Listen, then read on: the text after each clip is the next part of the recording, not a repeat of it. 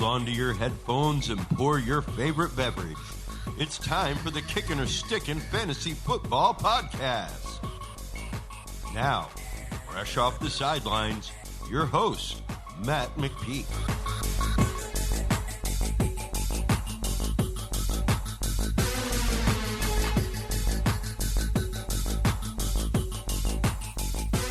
Fantasy freaks and geeks, what is up? Thank you for joining me. It is the Week 1 edition of the Kickin' or Stickin' Fantasy Football Podcast. We got the NFL Week 1 coming up here. I can't believe it's finally here. I was so worried all year that we weren't going to get NFL football here in 2020, but COVID-19 has not been able to stop the NFL, as most things are not able to stop the NFL. So we're going to do things a little differently here on the Kickin' or Stickin' Fantasy Football Podcast this year.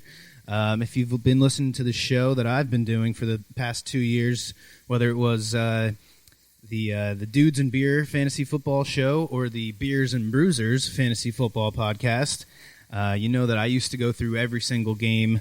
It was a full hour show. This year it's only going to be a half hour, and I'm going to be bringing in a lot more of the gambling side of football into this show, so won't be spending as much time diving into every single game, but I'm going to be going through every game and just giving maybe one or two guys that I'm excited about for that game, maybe a guy that I'm not very excited about, and then towards the end of the show we're going to go through some parlays that I got going on. So I got pretty much every week I'm going to try and do a 3-leg parlay against the spread. So we'll pick 3 teams going with the spread.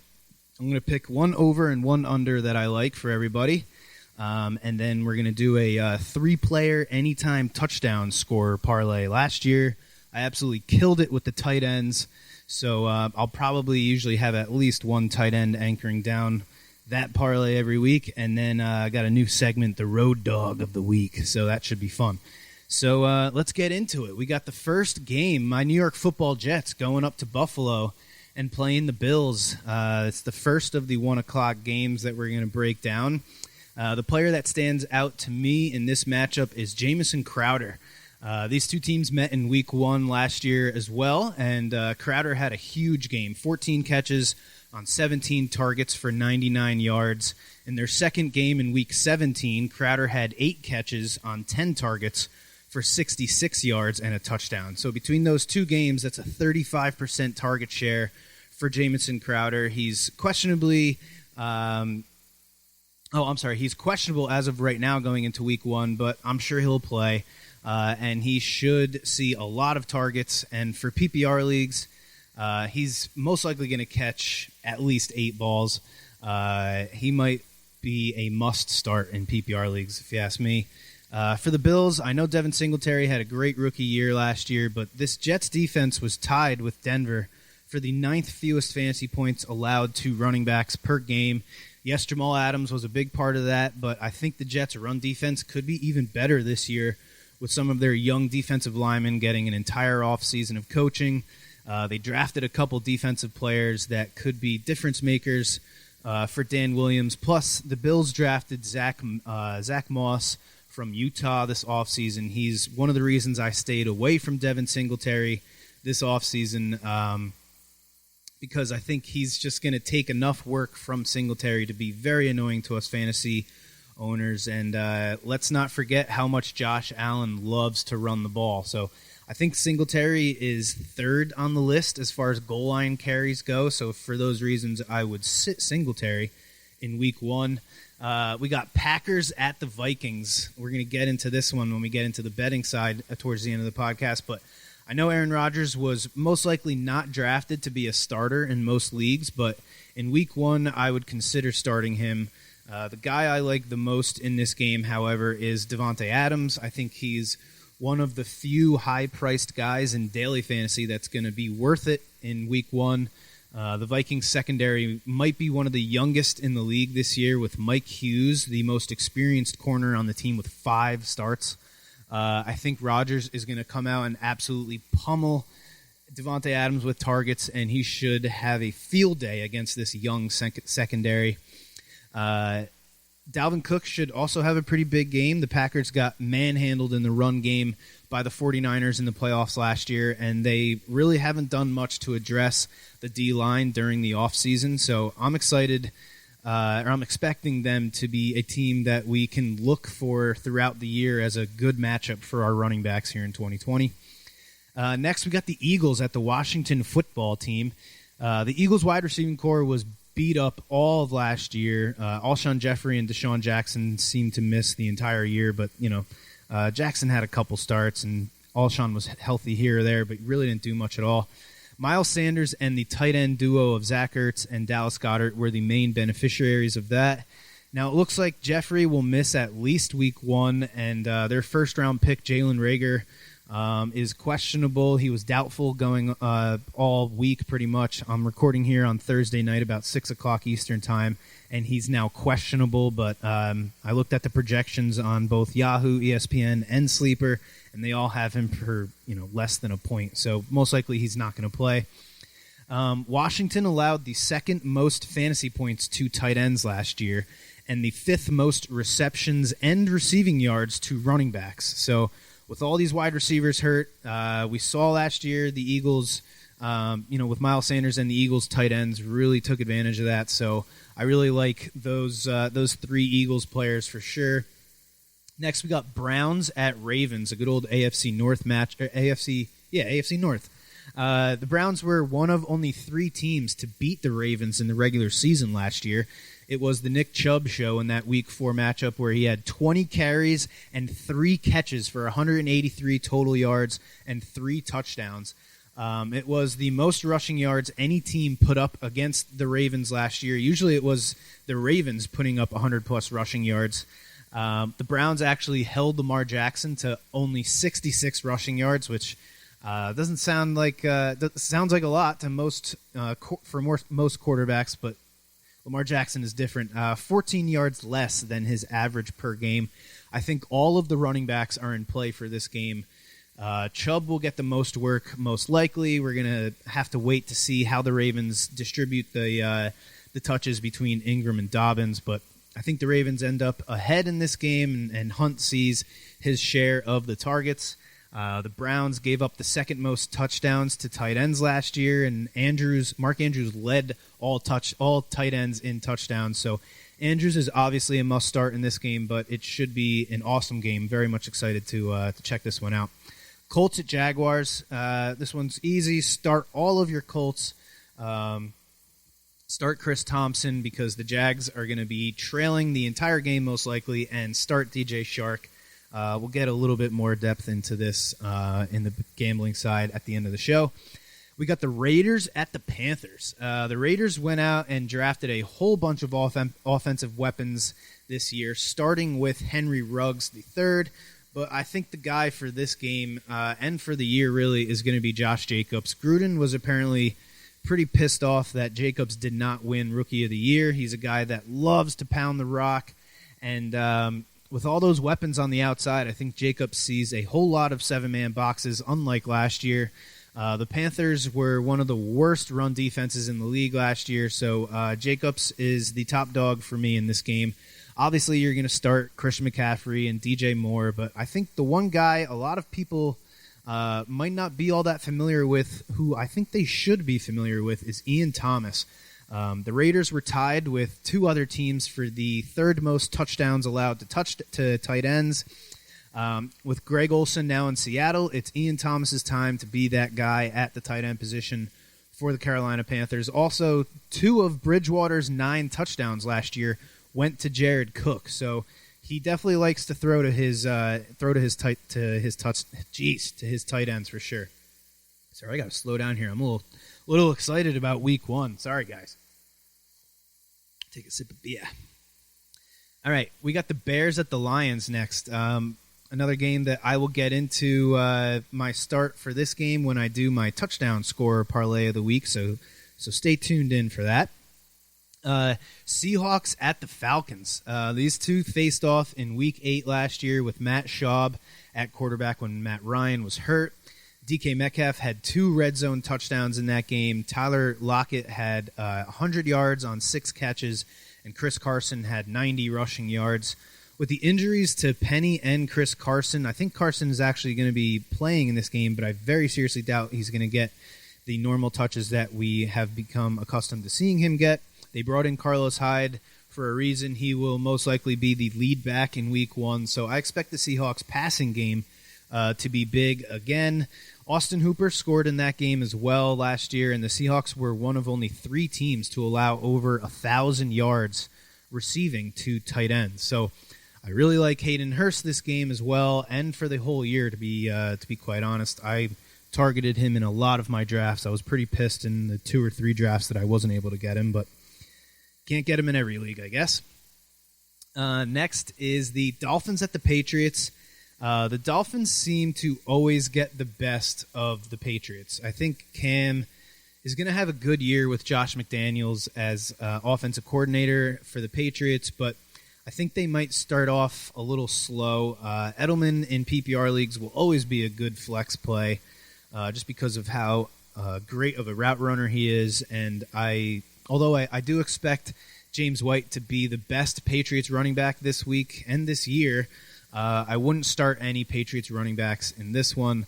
We just don't know what to expect from them. And that Dolphins defense has gotten a lot better this offseason, especially on the defensive line. They brought in a ton of guys, a couple of guys from New England, actually. I think Edelman and maybe James White are really the only Patriots that I'd be willing to play in Week 1.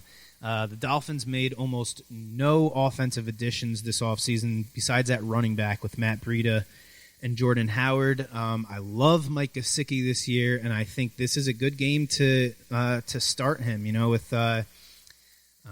with the Dolphins wide receiving core being what it is, with pretty much it's Devontae Parker and Preston Williams, and that's about it. Going back to Cam real quick, the one thing that I absolutely love about Cam Newton this year is that Josh McDaniels was the head coach for the Broncos when Tim Tebow had his crazy year. So if there's one guy that calls plays that knows how to get the most out of a quarterback that has that much rushing ability, Josh McDaniels is definitely one of them.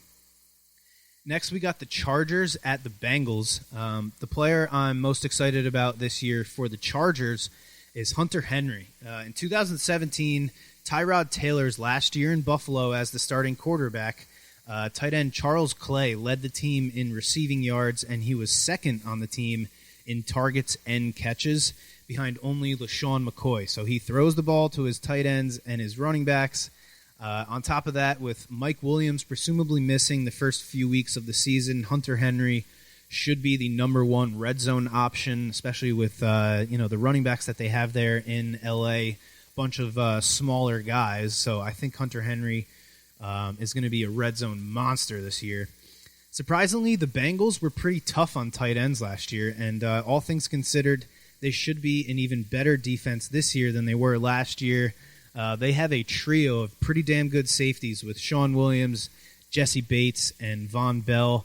But Hunter Henry is still a big-time starter for me this week and going forward until either the Chargers make that quarterback change, which inevitably it's going to happen. That you draft a quarterback in the top, would they pick him in the top 3, top 5?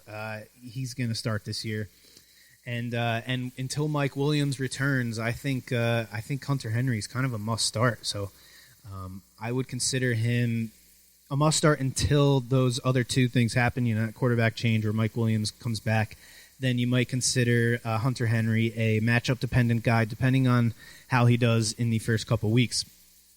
The Chargers were in the top 5 in touchdowns allowed to running backs last year. That's rushing and receiving.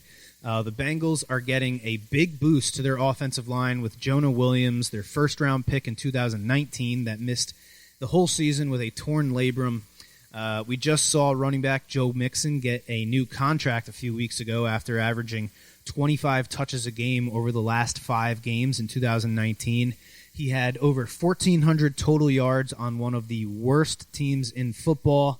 The majority of that was spent with Jeff Driscoll at quarterback and, no A.J. Green. So if he can do that on that crappy team, I'm very excited for what Mixon's going to do this year with that slew of wide receivers that they have. I think he's going to be a great start this year and this week. Again, with all those weapons on the outside, Joe Mixon should see very light boxes pretty much all season, and a quarterback that showed us in college he's great at getting the ball to his running backs in space. Mixon should have a great game here in Week 1. Next is the Arizona Cardinals at the San Francisco 49ers. This game is one I'm really excited about. Too bad it's at the same time as the Saints-Bucks game, which we'll get into next. But how Arizona's offense going to look, with Hopkins and Fitz and Kirk and Kenyon Drake. The 49ers had one of the best defenses in the league last year, but Kenyon Drake had 110 rushing yards in his first game with the Cardinals, which happened to be the first game against the 49ers. So Drake was one of only 3 players to rush for over 100 yards against the 49ers last year, and the other 2 being Christian McCaffrey and Lamar Jackson, 2 of the best rushers in the game.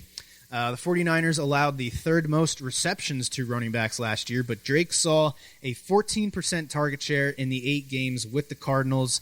They threw the ball 530 total last year. So if you take 14% of 530, that's 74. So I think it's pretty safe to say that we can expect a good 70 to 75 targets for Drake. And he has a 72% catch rate in his career. So 72% of 75 targets is 54. So if Drake stays healthy, he could catch 50 balls, which should make him a great running back in PPR. Granted, he gives us the rushing totals that we're expecting from him. I don't think he'll catch a bunch in this game, though. So, again, the 49ers, they were a great defense. I think they allowed the 3rd fewest receptions to running backs last year. But Drake is a guy that I was very excited to draft this year. I picked at the back end of almost every one of my drafts this year. So Drake was a guy that I pretty much targeted in the 2nd round of almost every one of them. So I got a lot of Drake. For San Francisco, George Kittle should be a monster in the beginning of the season and in this game versus the Cardinals. The 49ers are going into the season with a pretty banged-up wide receiving core. They got 2nd-year wide receiver Deebo Samuels and a rookie as their top 2 guys at wide receiver, and how historically bad the Cardinals were last year at defending tight ends. Until I see them actually defend tight ends effectively, I'm going to ride that trend. Arizona's 1st-round pick, Isaiah Simmons, should help considerably with that, but this is a hell of a first test for him if defending tight ends is going to be a role that Simmons is expected to play this year. So good luck to you, bud. The Buccaneers at the Saints. This game should be awesome. Brady's first game with the Bucs in New Orleans. Great work by the schedule makers. I think Week 1 is going to be overall pretty sloppy, but because of the lack of training camp and the no preseason. But these 2 quarterbacks are Hall of Famers, 2 of the most accurate quarterbacks of all time. So I think this is going to be a shootout here. It's only the 3rd highest total according to FanDuel Sportsbook right now, which is very surprising to me. They got the Cowboys at the Rams game as the 2nd highest, and the Thursday night game as the highest at 54.5. I would start everyone involved in this game. I would sit Leonard Fournette because the Bucs had the best rush defense last year. They allowed only 73.8 rushing yards per game total. We don't know exactly how many touches he's going to get, this being Leonard Fournette. And after only being on the team, only being in the offense for, maybe 2 weeks, and with it projecting to be such a high-scoring game, you might want to sit that big bruising back who will probably concede most of that passing downs work and that hurry-up offense to Ronald Jones or LaShawn McCoy. So Fournette's really the only guy that I think I would sit in this game. Cowboys at the Rams. Like I said, FanDuel has this as the second highest total for the week. Dak Prescott was second in the league last year in passing yards behind Jameis Winston, and he's got a new weapon in CeeDee Lamb.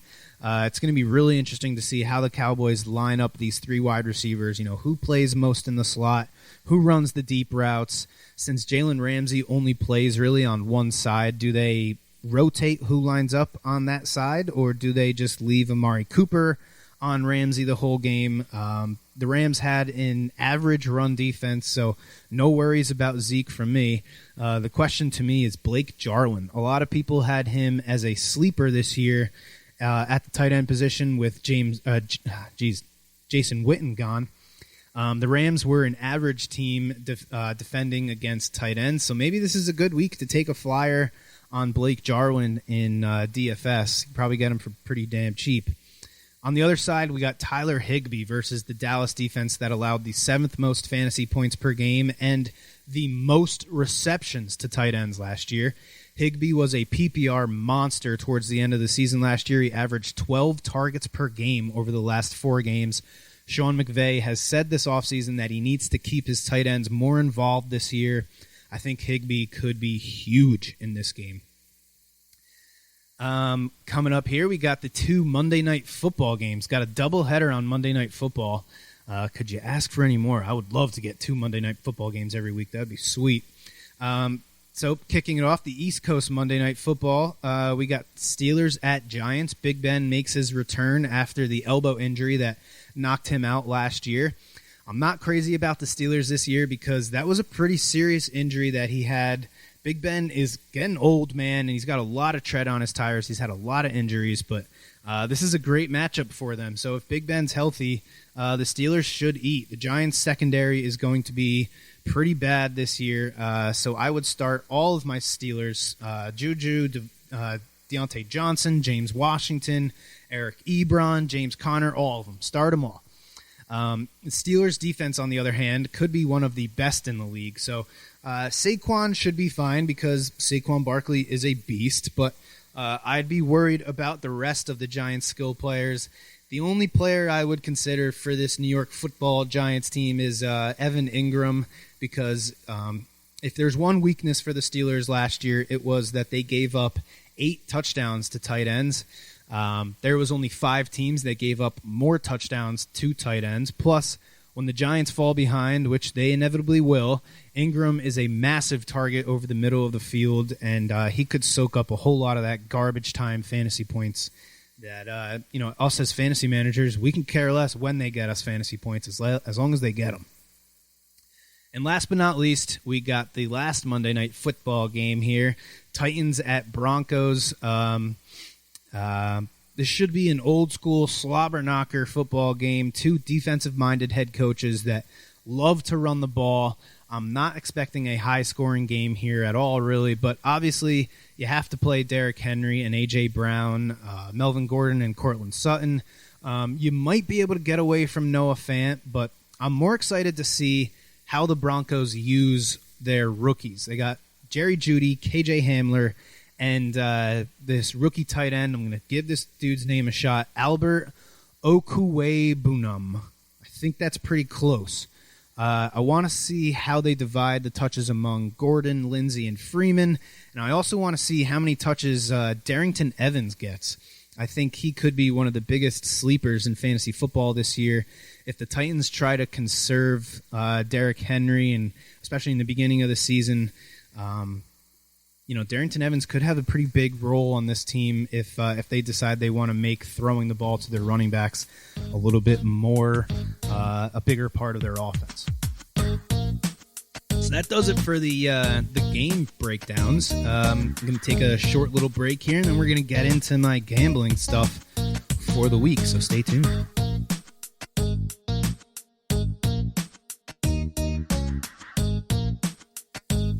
We're back. We got my parlays of the week. I got a couple here. Starting with my 3-legger against the spread. So this is each week it's going to be just money lines, spreads, maybe some team totals in there, but no over-unders. I'm going to save those for second segment here. The first one I like is the Colts -7.5. I think the Jaguars' defense is going to be absolutely horrible this year. I think they're gonna give up a lot of points. I think the Colts just dominate this game with their elite offensive line and a pretty damn good set of running backs with Marlon Mack and this rookie Jonathan Taylor. The next one is the Raiders -3. The Panthers are another team that might have been one of the worst defenses in the league in 2020. Just so young, and I think the Raiders are going to come out with a lot of firepower and just jump out to a big lead and then dominate the rest of the game with Josh Jacobs. And the last one I like, surprisingly, I know my boss was giving me a bunch of crap about this one, but I'm going to take my New York Football Jets, getting 6.5 points going up there to Buffalo. Both games, the Jets versus the Bills last year, were pretty close. The first one was a 1-point win for the Bills. The Jets pretty much had the lead the entire game until I think like 2 minutes left in the fourth quarter, and then Josh Allen just kind of took over. And going on the road, and now that there's really no home field advantage to be had with no crowd, no fans in the crowd. So 6.5 points is a lot in a division game, I think.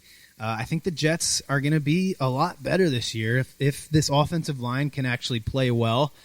They went out and they completely retooled it. They brought in an entirely new offensive line. Yes, they lost Jamal Adams, but I think the defense could be just as good, if not better, because they made a whole bunch of other additions as well. So I'm going to take the Jets getting 6.5, the Raiders -3, and the Colts -7.5. I know that's a big spread as well, but those are the three spreads that I like in Week 1.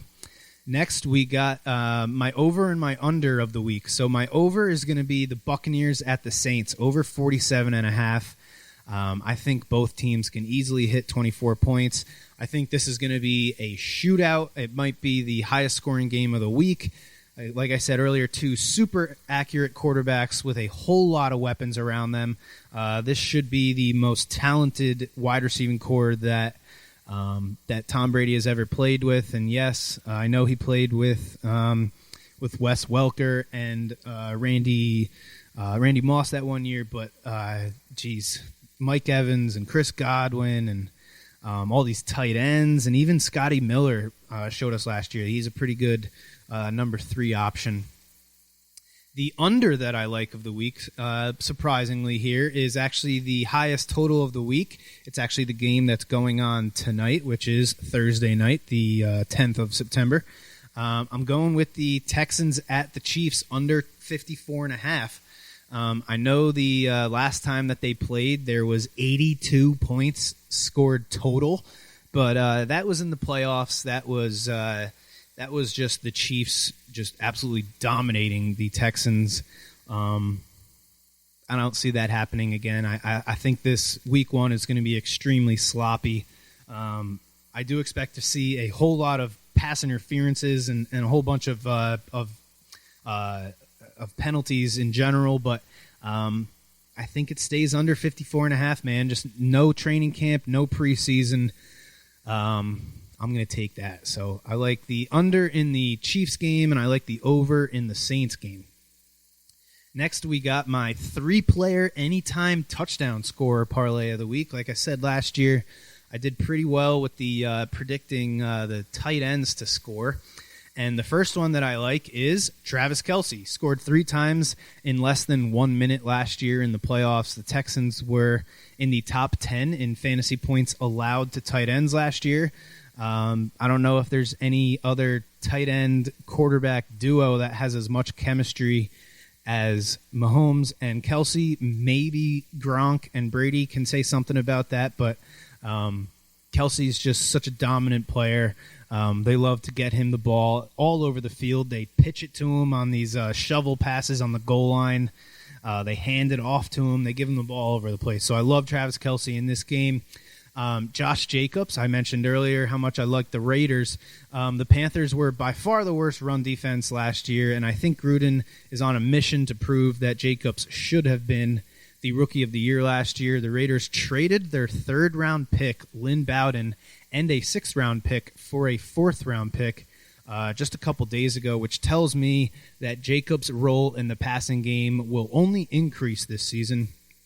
It's not very often you see a team trade away a third-round pick before the season even starts, so I think that's pretty significant. Then we got Tariq Cohen. The Lions allowed 8 receiving touchdowns to running backs last year. David Montgomery might miss this game with a groin injury. The Lions did make a couple moves at linebacker this offseason, letting Devon Kennard go to Arizona and signing Elijah Lee and Reggie Ragland. But Connor was second on the team in targets last year and the year before that, actually. So I expect him to be a big part of this offense in Week 1, especially if Montgomery is to miss this game. The last but not least, going to finish up the podcast with my road dog of the week. Oh, you didn't know? Your ass better call somebody.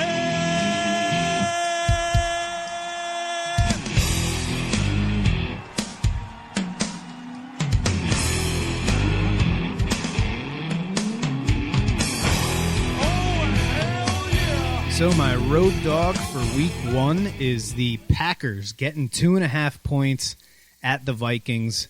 Aaron Rodgers loves playing the Vikings. It was the Vikings that forced him to miss pretty much the entire season a few years ago. I think Rodgers will have a massive chip on his shoulder this year after the team decided to use their first-round pick on his eventual replacement, despite the glaring need for another wide receiver to play opposite Devontae Adams. Plus, I think the Vikings defense is going to be average, if not below average, against the pass this year. I know they've been one of the best defenses in the league over the past few years, ever since Mike Zimmer got there, but they're going to have a lot of rookies starting in the secondary, and I think Rodgers has just been licking his chops getting ready for this game.